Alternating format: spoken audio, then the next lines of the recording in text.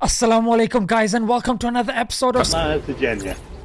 What on earth is going on in India, frankly, yeah? I've said this so many times, and India just carries on going further and further. And that's why I've told you, hate does not discriminate. But before we jump into this, guys, it's Ramadan and you gotta loosen the purse strings a little bit. Here's why. Anyone can make someone Muslim, but keeping someone Muslim?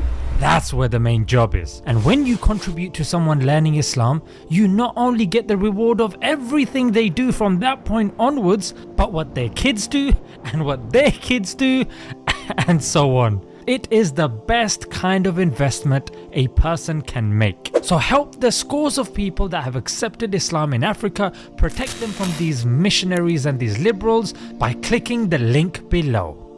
Right, now that your purse is slightly less heavy, mate, and you feel a bit lighter because you've donated to a fantastic cause, guys, check this out. लेकिन जो सपना हम सब की आंखों में होना चाहिए, केवल अफगानिस्तान तक नहीं, हमें मक्का के उस मंदिर को भी लेना होगा जहां महादेव की गंगा जमजम के रूप में बहती है।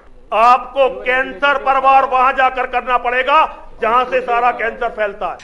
That's the thing with these Hindutva individuals, yeah? They are so deluded because they've been given free reign in their own country because of the fascistic leading party of the BJP. I mean, look at these guys. Here's a BJP guy casually sitting in the parliament area watching pornography.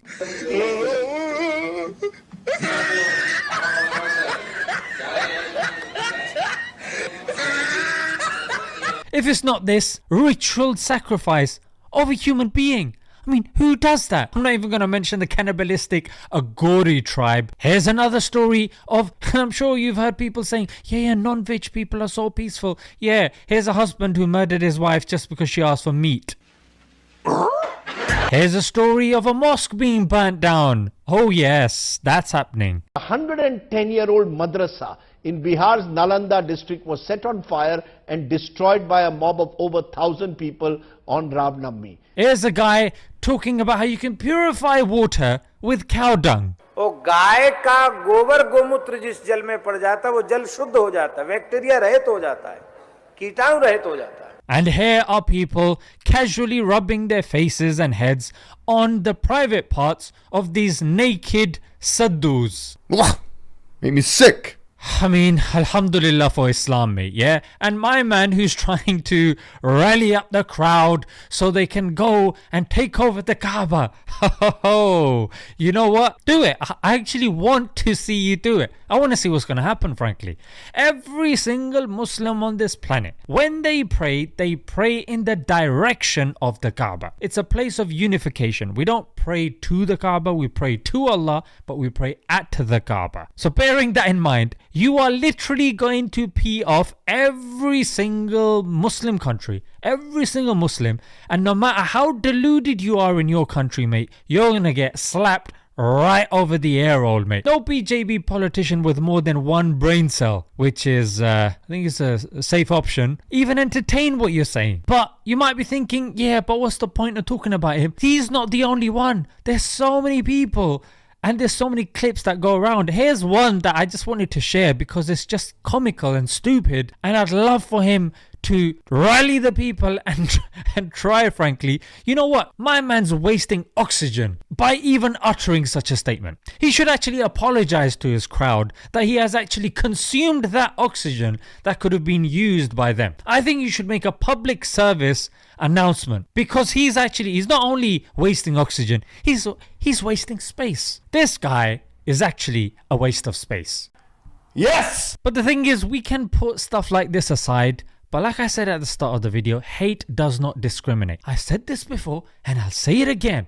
Even with the Ram Navami that took place, you could see them doing madness outside mosques on their day of celebration, and this has now spilled over to Nepal. And recently, now we're seeing here in the UK as well, you've got the Indian Prime Minister, and you're seeing the silence when it comes to the open crimes committed in India. You're not hearing condemnations, and you know what? It's spilling over. But the thing is, just like with any minority, any group, religion that gets discriminated, as Muslims, we should stand up for them. As long as, of course, it's in line with Islam and doesn't contradict Islam. Yes, of course. Why? Because it doesn't stop with them. It's like after World War II. The only way the US could continue its hegemony was it needed an enemy. Because if it has an enemy, it justifies its high military expenditure and its military bases worldwide. You need a boogeyman. And the boogeyman for the West, especially post 9/11, has been the Muslims. Oh yes, indeed. Before, it's been the Catholics, it's been the Bavarian Illuminati, not the conspiratorial one that people associate. The blacks have also been a scapegoat. I mean, it's just now the time of the Muslims. So those people wondering, why is it always the Muslims? Nah, mate, it's much more insidious than that. I bid you farewell until next time.